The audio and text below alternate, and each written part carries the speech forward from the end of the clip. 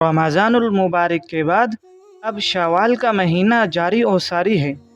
شوال کے مہینے میں اسلامی تاریخ میں جو اہم واقعات پیش آئے، ان میں سے ایک اہم واقعہ غزوہ احد کا ہے، جو شوال سن 3 ہجری میں پیش آیا۔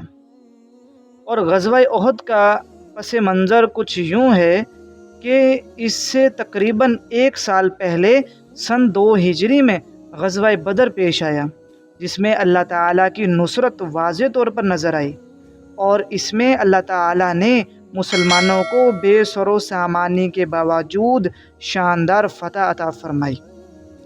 کفار اور مشرکین کے 70 افراد مارے گئے، جن میں ابو جہل اور ولید بن عتبہ جیسے بڑے بڑے سردار بھی شامل تھے۔ اس کے علاوہ مشرکین کے 70 افراد گرفتار بھی ہوئے، جن کو بعد میں فدیہ لے کر چھوڑ دیا گیا تھا۔ اس ذلت آمیز شکست کے بعد بدلہ لینے کے لیے قریش کا جذبہ انتقام بڑک رہا تھا، اور غزوہ بدر میں جو سردار وڈیرے مارے گئے تھے، ان کے رشتہ داروں نے تمام عرب کو غیرت دلائی اور یہ طے کیا کہ جب تک وہ مسلمانوں سے بدلہ نہیں لیں گے، وہ لوگ چین سے نہیں بیٹھیں گے۔ اور غزوہ بدر سے پہلے کفار کا جو تجارتی قافلہ شام سے تجارت کر کے آیا تھا، انہوں نے مشورہ کر کے اس کا سارا تجارتی نفع انتقامی جنگ کی تیاری کے لیے خاص کر دی۔ اور اسی طرح میرے بھائیوں، ابو جہل غزوہ بدر میں مارا گیا تھا، جس کے بعد قریش کی سرداری ابو سفیان کے پاس تھی، جس کی قیادت میں مکہ کے دارالندوہ میں ایک اجلاس ہوا۔ اجلاس میں یہ فیصلہ ہوا کہ جنگ کی تیاری کی جائے۔ اس مقصد کے لیے بھاری بھرکم فنڈ بھی اکٹھا کیا گیا اور جنگ کی بھرپور تیاری بھی کی گئی۔ 3000 جنگجوؤں کا ایک لشکر تیار کیا گیا، جن میں 700 زیرپوش سپاہی تھے، ان کے ساتھ 200 گھوڑے اور 300 اونٹ بھی تھے۔ اس لشکر میں مکہ کے سرداروں کی عورتیں بھی ساتھ لے گئیں، جو اشعار پڑھ پڑھ کے مشرکین کو جوش دلاتی تھیں۔ عرب میں یہ رواج تھا کہ جس جنگ میں عورتیں شریک ہو جاتیں، اس جنگ میں مردوں کا جنگ سے پیچھے ہٹنا، بھاگنا ناممکن شمار ہوتا تھا۔ اس لیے کئی عورتیں بھی ساتھ لے گئے تھے تاکہ وہ مردوں کو غیرت اور جوش دلائیں، اور اگر ان میں سے کوئی بھاگنے کا ارادہ کرے تو اس کو لعنت ملامت کریں۔ بالآخر شوال 3 ہجری میں یہ فوج مسلمانوں کا مقابلہ کرنے کے لیے اور مدینہ منورہ پر حملہ آور ہونے کے لیے روانہ ہوئے۔ نبی کریم صلی اللہ علیہ وسلم کے چچا حضرت عباس نے، جو اس وقت اسلام لا چکے تھے لیکن ابھی ہجرت نہیں کی تھی اور مکہ میں ہی مقیم تھے، خط لکھ کر جناب رسول اللہ صلی اللہ علیہ وسلم کو مشرکین کے عزائم اور جنگی تیاری سے آگاہ کر دیا۔ حضور صلی اللہ علیہ وسلم نے اپنی عادت اور سنت کے مطابق انصار اور مہاجرین سے مشورہ کیا کہ شہر میں رہ کر دفاع کیا جائے یا شہر سے باہر نکل کر جنگ لڑی جائے۔ خود رسول اللہ صلی اللہ علیہ وسلم کی مبارک رائے یہ تھی کہ شہر کے اندر رہتے ہوئے مدینہ منورہ کا دفاع کیا جائے، لیکن بہت سے صحابہ کرام کی یہ رائے تھی کہ اس پر اصرار تھا کہ ہمیں باہر میدان میں نکل کر دشمن کا مقابلہ کرنا چاہیے۔ اس سلسلے میں صحابہ کرام نے اپنے ایمانی جذبہ شوق شہادت کا اظہار کیا۔ سید الشہداء حضرت حمزہ رضی اللہ تعالی عنہ نے عرض کیا، قسم ہے اس ذات کی جس نے آپ پر قرآن نازل کیا، میں آج اس وقت تک کھانا نہیں کھاؤں گا جب تک مدینہ سے باہر اپنی تلوار سے ان کفار کے پر خچے نہ اڑا دوں۔ میرے بھائیوں، جب آپ نے اپنے جانثار صحابہ کے اس ایمانی جذبہ شوق شہادت کو دیکھا اور مدینہ سے باہر نکل کر میدان میں مقابلہ کرنے کے اصرار کو دیکھا، تو آپ اپنے حجرے کے اندر تشریف لے گئے اور زرہ پہنی تلوار اور تیر کمان سے لیس گھوڑے پر سوار ہو کر باہر تشریف لائے۔ یہ مدینہ سے باہر نکل کر میدان میں جنگ کرنے کا اشارہ تھا۔ اب صحابہ کرام کو احساس ہوا کہ ہمیں مشورے میں اپنی رائے پر اصرار نہیں کرنا چاہیے تھا، اس لیے عرض کیا، اے اللہ کے رسول، جیسے آپ کی مرضی ہو اس طرح کریں۔ آپ نے فرمایا، جب اللہ کا نبی جہاد کے لیے ہتھیار پہن لے تو اس کو زیب نہیں دیتا کہ جہاد کیے بغیر اتار دے۔ یہ اس بات کی طرف اشارہ تھا کہ جب ایک بار حکمت عملی طے ہو جائے تو بار بار اس میں رد و بدل کرنا مناسب نہیں ہے۔ اسی طرح آپ نے فوراً تیاری کا حکم دیا اور 1000 افراد کا لشکر تیار ہوا، جس کے اندر کچھ منافقین بھی تھے اور منافقین کا سردار عبداللہ بن ابی بھی تھا۔ چنانچہ راستے میں رئیس المنافقین عبداللہ بن ابی اپنے 300 ساتھیوں سمیت جنگ سے علیحدہ ہو گیا اور بہانہ یہ بنایا میرا مشورہ مدینہ کے اندر رہ کر لڑنے کا تھا، میرا مشورہ کیوں نہیں مانا گیا؟ منافقین کی علیحدگی کے بعد اب اسلامی لشکر کی تعداد 700 رہ گئی۔ اب یہ موقع ایسا تھا کہ ان غداروں کو روکنا یا ان سے الجھنا ایک نئی جنگ مول لینے کی مترادف تھا۔ اس لیے منافقین علیحدگی پر اللہ کے نبی صلی اللہ علیہ وسلم نے خاموشی اختیار فرمائی۔ جب منافقین علیحدہ ہوئے تو مخلص مسلمانوں کے دو قبائل بنو سلمہ اور بنو حارثہ بھی کچھ شش و پنج کا شکار ہوئے، لیکن پھر اللہ نے ان کی مدد فرمائی اور ان کو ثابت قدم رکھا، ان کا قدم پھسلنے سے بچایا، اور یہ سلسلہ کچھ چلتا رہا۔ پھر اب جنگ شروع ہوئی تو جانثار صحابہ کرام نے خوب داد شجاعت دی۔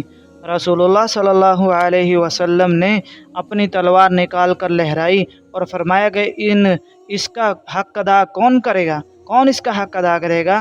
کئی جانثاروں نے تلوار لینے کے لیے ہاتھ بڑھائے، لیکن آپ نے تلوار پیچھے کر لی۔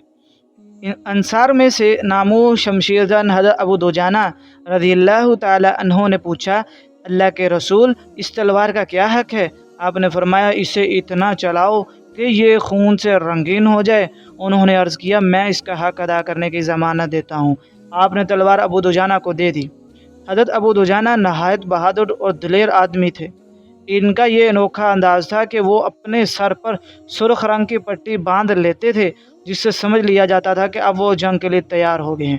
حضرت ابو دجانہ نے رسول اللہ صلی اللہ علیہ وسلم کی تلوار لی اور کفار کی صفوں کے سامنے لہراتے ہوئے اکڑ کر چلنے لگے۔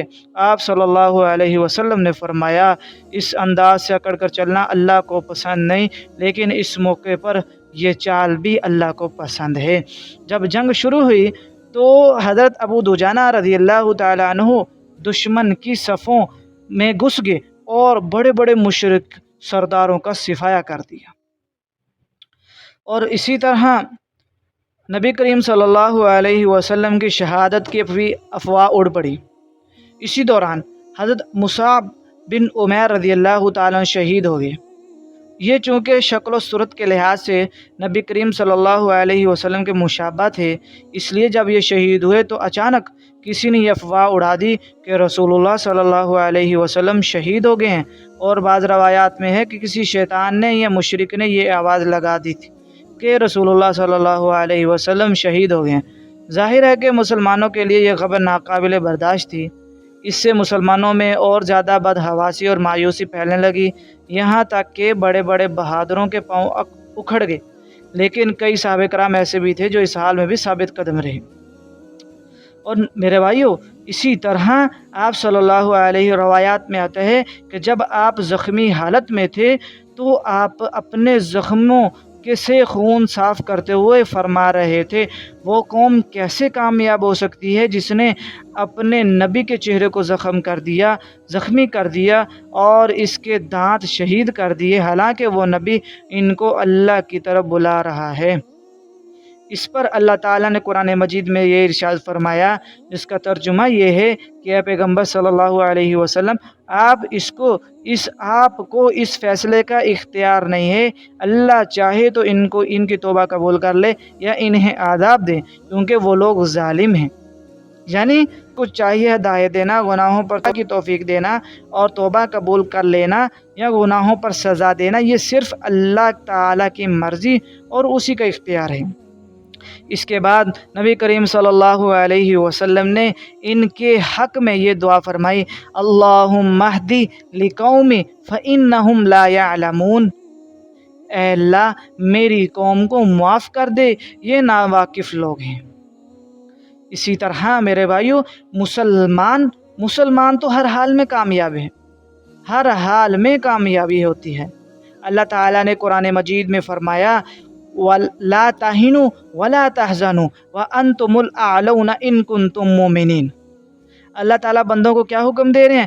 نہ تمہیں کمزور پڑنے کی ضرورت ہے، نہ تمہیں پریشان ہونے کی ضرورت ہے، فتح تمہاری ہے، کامیاب تم نہیں ہونا ہے، صرف تم اپنے اندر ایک ایک شرط پیدا کر لو، وہ کیا ہے؟ ان کنتم مومنین، تم ایمان اور استقامت کا مظاہرہ کرو۔ اللہ تعالیٰ فرما رہے بندے کہ نہ تم نے گھبرانا ہے، لا تہنوا ولا تحزنوا، اور نہ تم نے پریشان ہونا ہے، وانتم الاعلون، اور تم ہی سر بلند رہو گے، تم ہی کامیاب رہو گے، ان کنتم مومنین، اگر تم ایمان والے ہو۔ اور یہ سبق قیامت تک کے مسلمانوں کے لیے ہے کہ اگر وہ ایمان اور ایمان کے تقاضوں پر عمل کریں گے تو وہ ساری دنیا پر راج کر سکتے ہیں، ساری دنیا پر اسلام نافذ کر سکتے ہیں۔ آج مسلمان دنیا میں اسی لیے مار کھا رہا ہے کہ ایمان کے تقاضوں کو بھلا دیا، اسلام اور مسلمانوں کا درد بھلا دیا، اسلامی رشتہ بلا کر کفار کی ہاں کے ہاں میں ملانے لگ گئے۔ لیکن قرآن آج بھی وہی ہے، اللہ کا فرمان آج بھی وہی ہے، اللہ کا وعدہ آج بھی وہی ہے۔ اگر مسلمان ایمان پر آ جائیں، اللہ اور اس کے رسول کی اطاعت میں آ جائیں، تو آج بھی یہ امت دوبارہ عروج حاصل کر سکتی ہے۔